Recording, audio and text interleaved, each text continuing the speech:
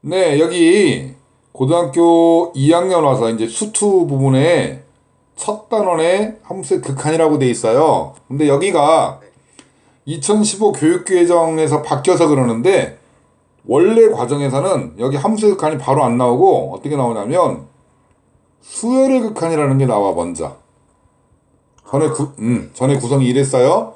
수열의 극한이 나오고 그 다음에 함수의 극한이 나왔고 그 다음에 미분이 나왔고 그 다음에 적분이 나온 게 한 흐름이었어.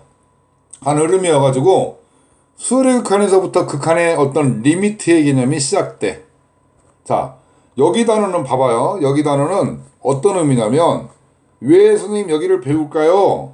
여기 공대로 대학교를 가면 공과대학으로 공대에 가면 수학이 끝나는 게 아니라 일주일에 한 번씩 모여가지고 수학 시험을 막 보고 되게 심도 있는 수학이 들어가고 경영학이나 경제학으로 문과 계열로 있던 데서도 거기 재무관리 파트나 또는 경제 파트를 공부하게 되면 이쪽을 아주 심도 있게 배워. 근데 이유가 뭐냐면 이쪽을 배우는 이유는 미래 예측이 돼. 예측할 수가 있어. 봐봐요. 인간들이 가장 관심거리들이로 수학이 발달되는 거야. 자, 사람들이 관심거리로 수학이 발달되다 보니까 선생님 뭔 얘긴데요? 자, 수원에서 뭘 배웠냐면 수원에서 지수로그라는 걸 배웠어. 수원에서 지수로그를 배웠는 지수로그는 왜 발달됐냐면 천문학의 발달 때문에 나온 거야. 아니 왜 천문학하고 지수로그하고 영향이 있어요? 단위가 커진 거야. 몇 천, 몇만 정도는 할 수 없어. 우주를 다루다 보니까 어마어마한 단위가 커지니까 이 숫자를 줄이고 싶어. 그래서 나온 게 숫자를 줄이는 게 로그라는 걸 쓰면 숫자가 확 줄어. 계산이 줄어. 로그의 반대가 지수이기 때문에 지수 로그가 등장되는 거야.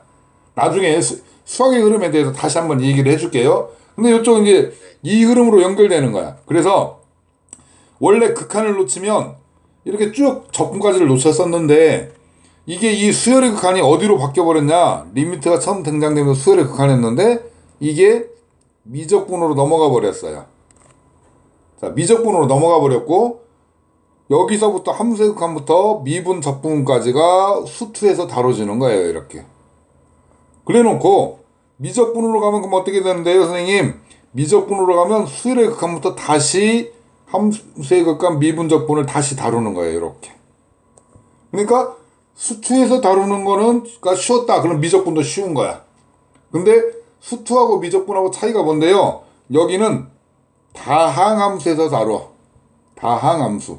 즉 1차 함수, 2차 함수, 3차 함수 이런 걸 주로 다루는 거고 미적분에서는 똑같은 개념이지만 다루는 함수가 초월함수, 삼각함수, 지수로그 함수, 그 다음에 기타들 함수들이 좀 복잡하게 변하는 거야. 하지만 내용은 똑같아요. 자, 그러면 수열의 극한은 미적분으로 빠졌기 때문에 함수의 극한부터 이제 시작을 하는데 그렇기 때문에 새로 바뀐 교육과정에 수투 공부 들어가서 아이들이 힘들어하는 친구들이 많아. 왜? 갑자기 수열의 극한 없이 함수의 극한이 훅 들어왔거든. 훅 들어와 버렸어. 그래서 함수의 극한에서 첫 번째로 우리가 정리해야 할 내용 중에 하나는 뭐냐? 이런 거예요. 리미트라는 개념에 대해서 일단 얘기를 해야 돼. 첫 번째 그래서 얘기를 해볼게요. 리미트의 개념에서 대해서 얘기해 볼까요? 리미트. 원래는 리미트라고 돼 있어. 리미트 뜻이 뭐죠? 한계. 한계, 맞아. 한계 또는 제한. 이런 형태야. 그러면 리미트라는 어떤 수학에서 용어를 끄집고 왔을 때는 어떤 얘기냐면 실제로 가는 게 아니야. 제한해 본 거야. 한계를 그어 본 거야. 네가 여기까지 끝까지 간다면 어떻게 될래? 이런 식으로 물어본 거야. 그러니까 마치 어떤 개념으로 찾아오면 좋냐? 가정의 개념으로 찾아오면 돼.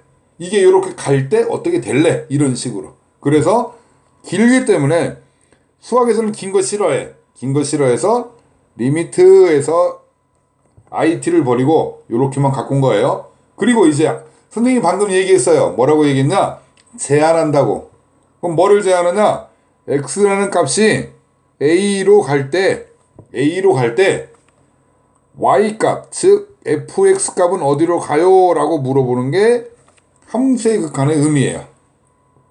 자, x를 지정해 버리는 거야. x를 딱 찍어 버리는 거야. x를 찍을 때 너는 어디로 갈 거니? y 값은 어디로 갈 거니? 이거에 대해서 물어보는 게 함수의 극한의 얘기인 거예요. 자, 여기다가 그래프를 하나 그려볼게. 자, 이런 그래프가 있었어. 이렇게 이런 그래프가 있었다고 봅시다. 이런 그래프가 있었는데 여기에 요렇게 뭐 이런 그래프로 한번 그려봅시다. 이렇게 뭐 그냥 쭉 그려볼게. 자, 여기가 1이었어. 그림은 안 맞지만 여기가 여기를 1이라고 여기를 2라고 한번 해볼게요. 그림이 맞추기 위해서. 그러면 이런 의미가 되는 거야. 리미트 여기서 이제 바뀌는 거지. 리미트 x가 2로 갈 때, 자, x 값을 지정한다고 그랬어. 그랬더니 fx는 뭘로 갈래? 라고 물어보는 거야. 물론 여기서는 딱 보였어. x가 2로 가니까 y 값은 자 향해 가는 거야. 자, 리미트는 향해 간다고 제한한 거야. 아주 향해 가. 그랬더니 향해 가는 개념이 왼쪽에서 향해 올 수도 있고 오른쪽에서 향해 올 수도 있잖아. 향해 간다는 건 2를 향해 간다는 건 두 개잖아. 왼쪽에서 왔을 수도 있고 오른쪽에서 왔을 수도 있고. 말 되죠? 그럼 여기 같이 왼쪽 값과 오른쪽 값 나오는데 이 왼쪽에서 향해 가는 값을 뭐라고? 왼쪽에서 향해 가니까 좌극한이라고 표현할 거예요. 극한은 극한인데 왼쪽에서 흘러가니까 좌극한이다 이런 표현을 할 거야. 자, 이쪽은 뭐냐 그랬더니 오른쪽에서 올라오잖아. 우극한이다 라고 표현할 거예요. 자, 그 얘기는 다음 장에서 조금 이따 다시 한번 자세히 다룰게요. 일단 좌극한 우극한으로 이렇게 올 거야. 근데 여기 봤더니 좌극한은 왼쪽에서 흘러와도 1로 가고 오른쪽에서 흘러와도 1로 가. 그러면 얘는 1로 가잖아요 라고 얘기를 하는 거야. 그러면 이게 곧 함수의 극한값이다 라고 표현할 거예요. 자, 실제로 알고 싶은 극한값이라고 표현한 값은 무슨 값이야? y값을 의미하는 거예요. y값을 의미하는 거야. 함수에서는 극한값은 y값인데 제한은 어디다 거는 거야? 가정은 어디다 던져? x값을 던지는 거야. x가 어디로 갈 때 y는 어디로 가니? 이걸 물어보는 게 함수의 극한의 얘기예요. 이해할 수 있습니까? 여기까지는? 좋습니다. 좋아요. 그래서 제일 쉬운 방법은 이렇게 그래프를 찾아보면 돼. 그래프를 그리면 돼요. 그래서 그래프로 따라가면 되는데 그래프가 그려지면 오케이 하는 거고 그래프가 안 그려지면 이제 식을 가지고 뭔가를 따져볼 거야. 자, 또 하나. 우리 수열의 극한에서 안 다뤘단 말이야. 수열의 극한에서 안 다뤄서 요런 얘기를 한번 해볼게요. 어떤 얘기를 해보냐? 요런 얘기. 이 기호에 대한 얘기를 해볼게. 요 기호. 마치 요거는 지금 그림 그릴 때 조금 예쁘게 그리면 요렇게 팔자를 누워놓듯이 하면 되는데 요거 어디서 혹시 본 적이 있어요? 무한 아닌가요? 무한인데 초딩 때 이게 어디서 등장되냐면 초딩 때 혹시 메비우스의 띠라는 거 해본 적 있나요? 아니요. 이렇게 종이를 말이에요. 종이에다가 딱 직사각형의 긴 종이를 놓고 가운데다 선을 쭉 그린 다음에 한 바퀴 꼬아서 이렇게 딱 붙여서 마치 팔자같이 하면서 이걸 따라가면서 이렇게 종이를 잘라보는 게 있어. 그게 메비우스의 띠라는 건데 그걸 잘라봤더니 끝이 없이 계속 반복돼. 그래서 요거를 읽을 때 리미트 얘가 어디로 가냐 그랬더니 무한대라고 표현해. 무한대야 대. 대는 뭐냐? 아주 큰 값이겠네. 그럼 나중에 무한소도 있어요 선생님. 무한소도 있어요. 무한대야. 그러면 이건 이렇게 받아들이면 좋겠어요. 자, 무한대가 영어로 뭡니까? 혹시 영어로 본 적 있나요? 아이돌 가수들 이런 거 같아요. 인피니트에 인피니트. 그래서 아이돌 애들이 인피니트라고 붙였을 때 아마 뭔가를 확장돼서 무한대만큼 뭔가를 해보고 싶다 그런 의미로 했을 것 같은데 무한대는 이렇게 받아들입시다. 어떤 거냐? 상상 속의 수야. 실제로 존재하지 않는 수야. 실제로 존재하지 않기 때문에 어디서만 등장돼? 이렇게 극한에서만 등장될 수 있어. 왜? 상상하는 거잖아. 가정하는 거잖아. 실제로 존재하지 않아. 근데 어떻게 이해해버리면 좋냐? 우주보다 더 큰 수야. 우주보다 더 큰 수라는 게 어떻게 존재할 수 없잖아요? 라고 하잖아. 그렇기 때문에 상상 속의 수라고 선생님이 얘기하는 거야. 그러면 뒤쪽에서 가서 얘기할 건데요. 무한대가 등장되잖아. 혹시 무한대분의 이름 뭐가 될까?